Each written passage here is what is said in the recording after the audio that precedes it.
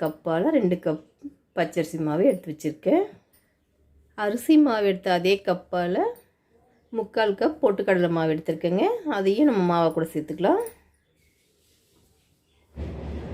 2 teaspoon எள்ளு சேர்த்துக்கலாம்.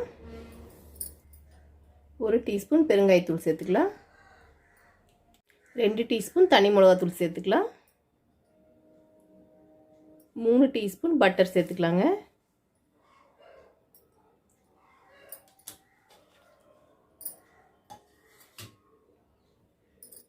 தேவையான அளவு உப்பு சேர்க்கலாங்க. நான் 1 டீஸ்பூன் 1/2 டீஸ்பூன் உப்பு சேர்த்துருக்கேங்க. இப்போ எல்லாம் சேர்த்து நல்லா கலந்து விட்டுட்டாங்க. மாவு நல்லா கலந்து விட்டோங்க. இப்போ கொஞ்சம் கொஞ்சமாக தண்ணி தெளித்து முறுக்கு மாவு பார்த்து பிசைஞ்சிக்கலாம்.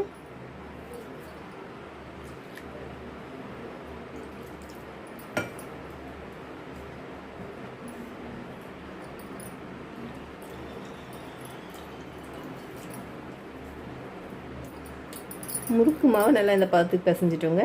ரொம்ப டைட்டாகவும் இருக்கக்கூடாது, ரொம்ப லூஸாகவும் இருக்கக்கூடாது. இந்த பதத்தில் பிசைஞ்சு வச்சுக்கலாம். இப்போ எண்ணெய் சூடு பண்ணிட்டு வந்துடலாங்க.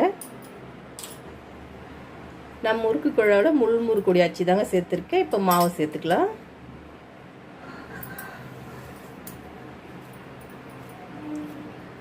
இது போல் சேர்த்துக்குங்க.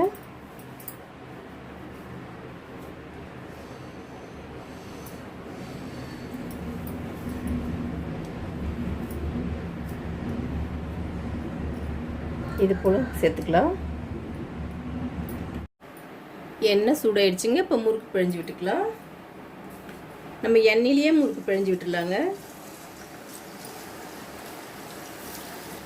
ஒரு பக்கம் செவந்துருச்சுங்க. இப்போ திருப்பி விடலாம். நம்ம பட்டர் முறுக்கு முறுக்கு ஷேப்பில் வராதுங்க, உதிரியாக தான் வரும். இது போல் தான் எடுக்கணும்.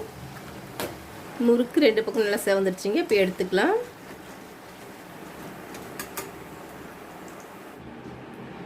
வீட்டு சமையலில் பட்டர் முறுக்கு ரெடி ஆகிடுச்சிங்க. இது போல் வீட்டில் செஞ்சு சாப்பிட்டு பாருங்கள். பிடிச்சிருந்தால் லைக் பண்ணுங்கள், ஷேர் பண்ணுங்கள், நம்ம சேனலை சப்ஸ்கிரைப் பண்ணுங்கள், கூடவே பெல் பட்டனையும் ஆன் பண்ணுங்கள்.